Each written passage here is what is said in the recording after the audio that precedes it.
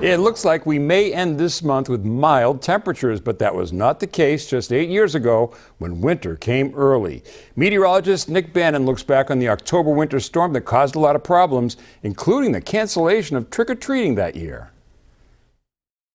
Hard to believe it's now been exactly 8 years since a monster snowstorm canceled Halloween and brought down power lines across Massachusetts. Snowfall amounts on that late October weekend in 2011 range from 8 inches of snow here in Chicopee to as much as 32 inches in Peru and Berkshire County.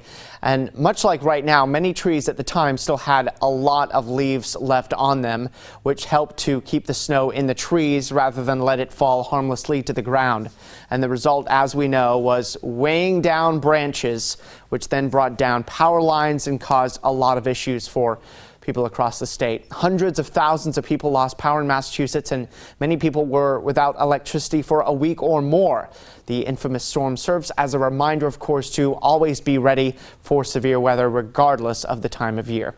I'm 22 Storm Team Meteorologist Nick Bannon.